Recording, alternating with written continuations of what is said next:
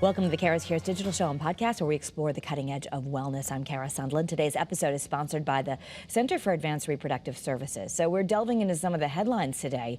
Mysterious cases of kids with liver failure linked to a common virus have now been reported in the U.S. and in Europe. Plus, COVID rates have been going up. So my guest today is Dr. Ulysses Wu. He is the chief epidemiologist and system director at Hartford Healthcare, who knows all there is to know about infectious diseases. Plus, we're going to talk about what a COVID summer could look like. So thank you so much for being with us, Dr. Wu. Happy to be here. So first, these stories of children needing liver transplants who were seemingly healthy are pretty frightening. Some reports I've read said that they could have been linked to the adenovirus. What do we know about these cases? Yeah, not much is known right now, but they think that there is a causal association right now with adenovirus. Now, adenovirus is certainly one of those viruses that has caused liver damage as well as liver failure in kids in the past. This is not something new, but it depends what serotype. So what type, I guess, for lack of a better term, the variant of the adenovirus, that still needs to be investigated, whether or not adenovirus is actually the cause of this. But it is uncommon, but it is a known cause of liver damage in children. Yeah, and I guess the concern being that we've seen more cases than usual popping up. Does this have anything to do with COVID and being in the pandemic right now? I don't think so. I don't think there's a relationship between the if it is going to be adenovirus and the liver failure. Adenovirus is actually fairly ubiquitous, does cause a lot of different types of diseases, can cause actually a respiratory disease. So we actually have seen an increase with it when we unmasked. I don't know if that is in relation to the liver issues with the unmasking. I don't think I can make that association just yet, but certainly it is a common virus that is seen year-round. So what would parents, to comfort the folks who might be listening and think, gosh, okay, this virus, it takes seemingly healthy kids or this problem, and some of them have even, needed a transplant or really not done well at all. I'm not sure if there might have been also some, you would know better than me, I'm not sure with the latest numbers if anyone has died from this, but what should parents do?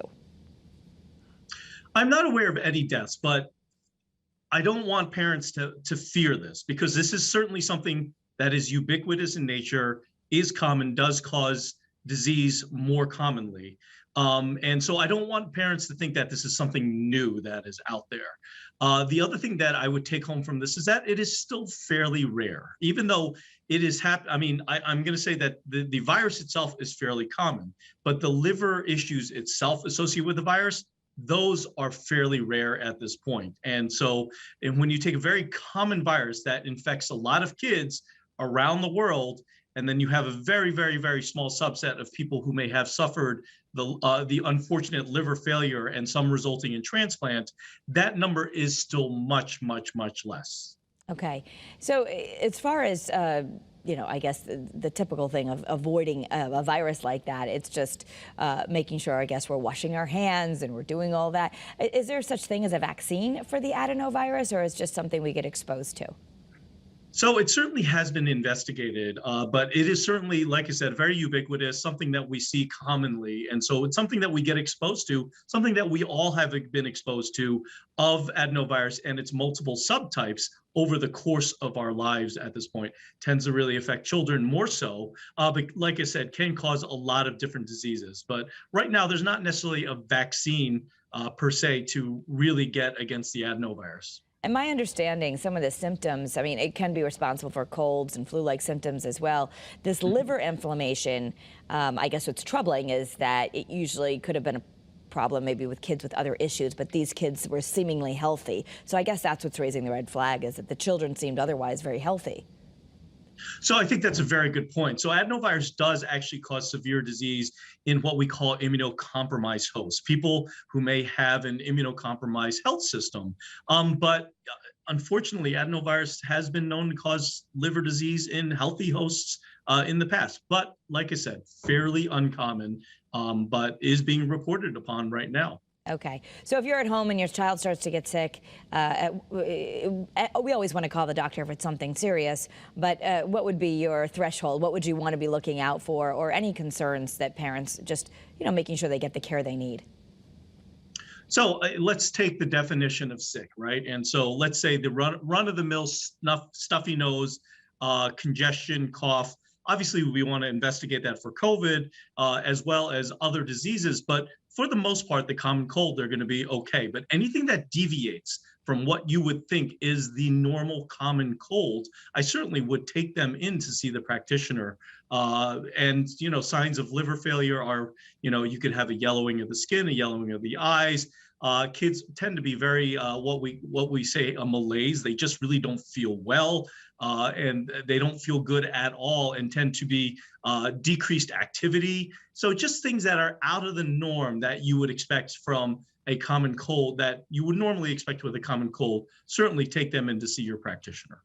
Okay, and I want to switch gears, because as long as we have you here, and this is your specialty, infectious disease, I know we're heading into a summer where people are going, really? People are very excited to get some sense of normalcy, which we're seeing a lot more things open. Most people have unmasked, but yet we've seen some of these numbers spike here in Connecticut and in other places for COVID. What's the prognosis for the next few months and for summer? Well, I think the summer is going to be good, but it's going to be very dependent on the rise of another variant. And so when do variants arise? They arise in a where there's mass transmission, especially in an unvaccinated population. And we certainly could see that in the Southern Hemisphere. If we do that, see that in the Southern Hemisphere, it certainly could translate to a new variant arising at the end of the summer. But the hope is that the summer should be good. And then in the fall, we just have to gear up and make sure that people are vaccinated, boosted, and that, we use masking in the appropriate settings to try to help stave this off. Yeah, there was some news that just came out that recommending some booster shots now for ages 5 to 11. That's something Pfizer wants to do. So I guess we'll start seeing that group as well. I think people want to know, when is the pandemic over, or is it over? And I know that there's sort of a technical term with that too, but can you answer that for us? So pandemic really means widespread transmission across the world. And Dr. Fauci actually has said that the pandemic is over, I think, but it's very controversial. We certainly could be at the end of the pandemic, but I think we need a little bit more data and a couple more days. Well, I shouldn't say a couple more days, but really weeks to really, discern whether or not we are actually at the end of the pandemic. When you want to end a pandemic and you want to call the end of it, a lot of that is kind of the Monday morning quarterback. We look back and say, okay, we think that's probably when the pandemic ended. We may have entered an endemic phase, but we'll see what happens during the summer at this point.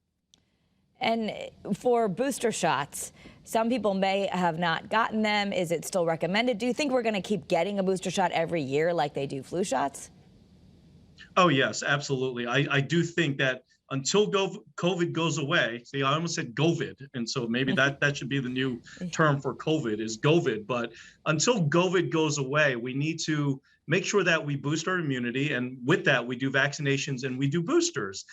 Whether or not it's yearly, whether or not it's every 6 months, that's difficult to say. But I will say the fourth booster is approved for those who are age 50 or older, or who may have immunocompromised immune systems or other health factors that may cause COVID to progress to certainly worse disease. And so that is out there and it is available, and I would recommend it at this point.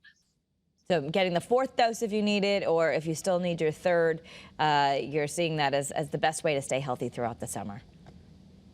Yeah, absolutely. And for some people, the first or second shot as well.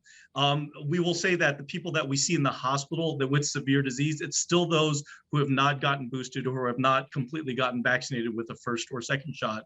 One other thing I will say is masking still works. Don't be afraid to put on a mask when you go indoors. And so I think you've heard me say this before, my general recommendations, you go indoors in an unknown situation, you can put on a mask. It's not that big of a deal. When you're outdoors, it's fine. You would look funny with the tan line anyways if you had a mask tan line. So it's okay to not wear a mask outdoors if you're not in a crowded situation. But indoors, always keep that mask handy, because you never know when, I think it was the old Seinfeld reference, when you get like a close talker and somebody who wants to get up in your face and start talking to you, it's okay to have a mask.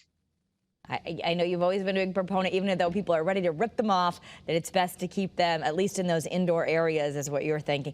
And final question, more and more people, we've had the vice president test positive. I know people just in circles at schools, and it's like, oh, everyone's testing positive again. And some people are saying, I've been boosted, I had all my shots. Why did I get it, or why am I sick? And some people are actually feeling sick this time.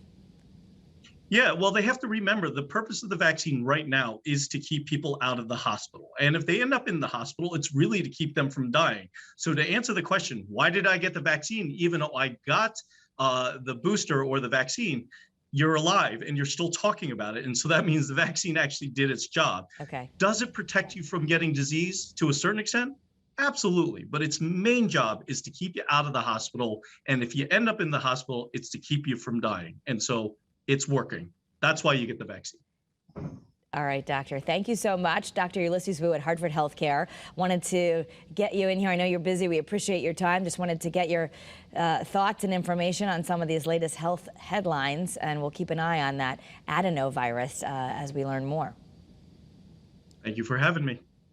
Thank you. And you can watch more information on the cutting edge of wellness on CURES Cures right on our streaming WFSB Plus app. You can go back and see other episodes. You can also follow me on social media at Kara Sundlin. I post this content there. Have a great day, everyone, and be well.